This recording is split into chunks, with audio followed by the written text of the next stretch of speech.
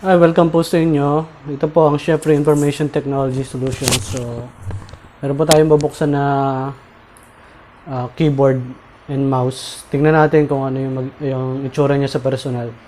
So, may nalangan namin dito sa office ng bagong keyboard. So, share namin sa inyo. Baka sakaling interesado kayo, pwede namin kayong matulungan kung saan nakakabili nito.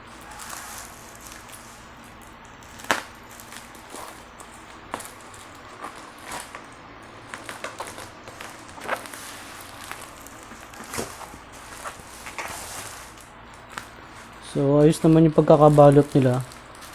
Safe na safe yung item. Kapal nung guys. Bubble wrap po.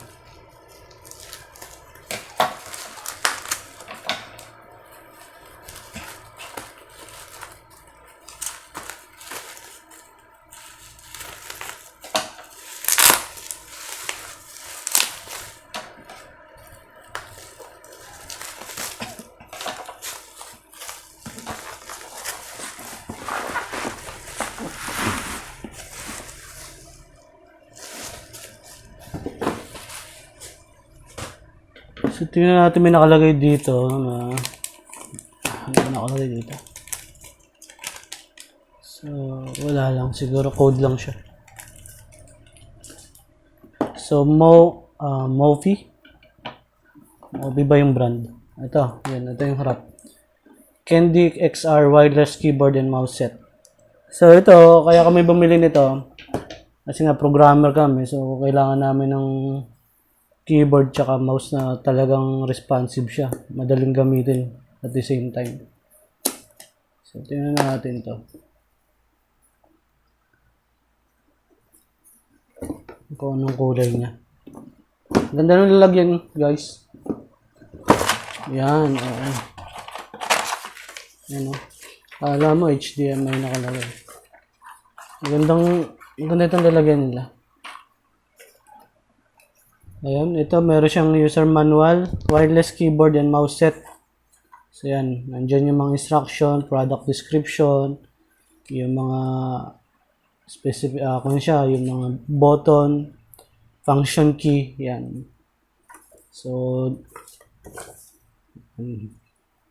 di battery to, kasi may nakita tayong battery. So meron siyang free sticker. So, nasa inyo kung didikatan nyo ng sticker, pero siguro maganda ibigay na lang sa bata. Dikit na lang kung saan. So, parang yan. Parang hindi. So, meron din siyang panlinis dito. Ayan. So, ayan. Tingnan natin. I think nasa 1,006 ba to? Ayan, 1,000 plus. Para siyang typewriter. Parang mechanical na ano. Yan. Sana lang tumagal. Ito lang ang delikado dito, yung pasukan siya ng langgam. Pero sana naman hindi. So, tingnan natin yung loob niya kung hindi ba siya papasukan ng langgam. So, yan. So, dito yung lagayan ng battery. Ayan. So, isang malaking battery. Kaya natin. Ayan.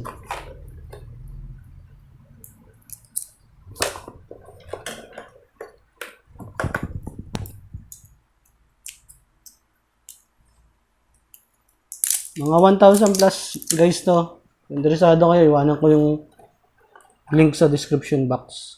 So, maliit na battery. Dalawang maliit na battery dito. So, meron naman silang free na battery.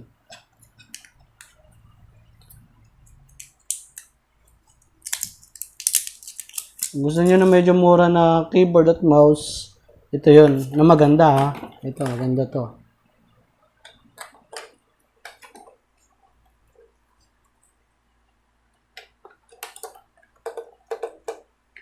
Tapos, lagay natin yung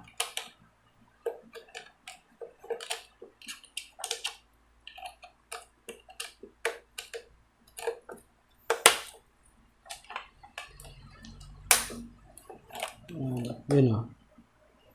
May ilaw.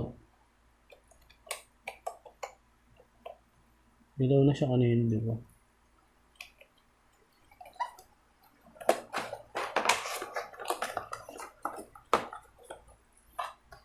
So, ito naman yung keyboard niya. Bilog siya. Sorry, mouse pala to.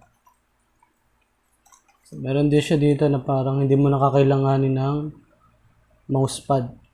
Kasi yung makokontrol mo na siya. Yung sensor niya. So, yan. Tapos yung scroll up, to scroll down. So, tingnan natin. So, ito yung pinaka-receiver niya. So, plug and play lang ito. Sasaksak nyo lang sa computer. So, hintayin nyo lang mag-install siya. So, marireceive na. So, yan.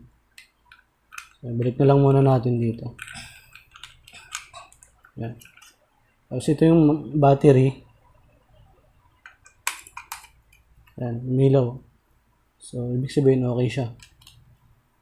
So, try natin ulit.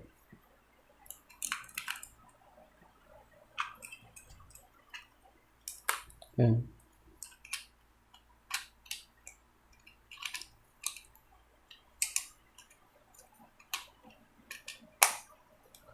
So, ang ganda ng design niya. Tingnan natin to. Ulitin natin. Kasi may ilaw din to kanina. Double check natin.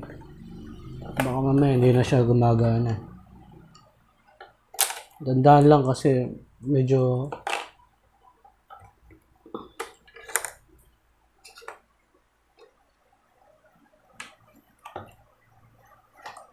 tingnan natin kung ilaw.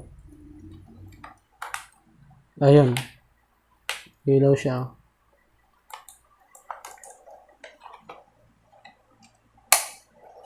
Ayan. Labas natin.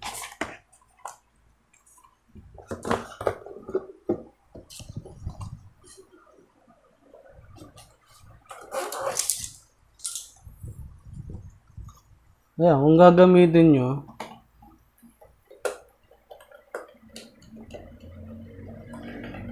nandito naman yung mga function keys niya.